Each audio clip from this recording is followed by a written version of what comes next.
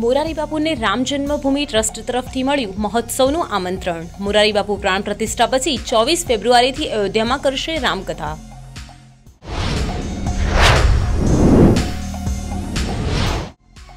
વડાપ્રધાન નરેન્દ્ર મોદી ડિગ્રી કેસમાં દિલ્હીના મુખ્યમંત્રી અરવિંદ કેજરીવાલ અને સંજય સિંહને મોટી રાહત। અમદાવાદની મેટ્રોપોલિટન કોર્ટમાં ચાલી રહેલ ટ્રાયલ પર સુપ્રીમ કોર્ટે સ્ટે આપ્યો।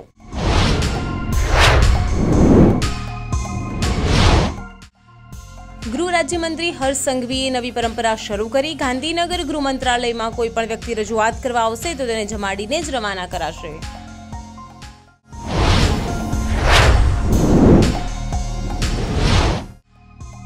ભારત જોડો ન્યાયયાત્રા નાગાલેન્ડ પહોંચી। રાજધાની કોહિમામાં ભારત જોડો ન્યાયયાત્રાના આગમન પર રાહુલ ગાંધીનું સ્થાનિક લોકોએ ઉમળકાભેર કર્યું સ્વાગત।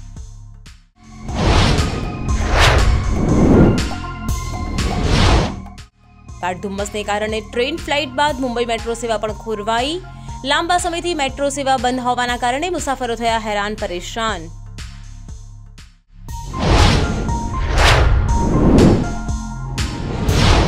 આમ આદમી પાર્ટીએ દિલ્હીના તમામ વિધાનસભા ક્ષેત્રોમાં સુંદરકાંડના પાઠનું આયોજન શરૂ કર્યું। કેબિનેટ મંત્રી સૌરભ ભારદ્વાજ દિલ્હીમાં આયોજિત સુંદરકાંડના પાઠમાં ભાગ લેવા પહોંચ્યા।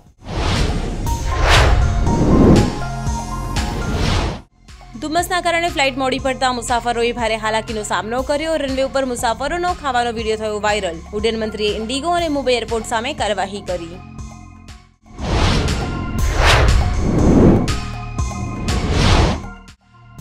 ભારતીય શેરબજાર ઘટાડા સાથે થયું બંધ। સેન્સેક્સમાં 0.27% ઘટાડો તો નિફ્ટી 0.30% ઘટાડા સાથે બંધ।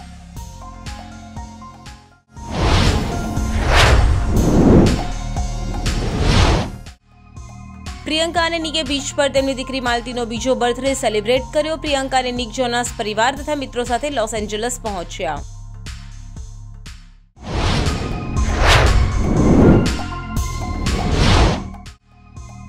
કૈલાસ ખેરનું મનમોહક ગીત રામ કા ધામ થયું રિલીઝ। કાર સેવાથી લઈને રામ મંદિરના નિર્માણ સુધીની સંપૂર્ણ વાતો કહેતું ગીત છે ખૂબ મનમોહક।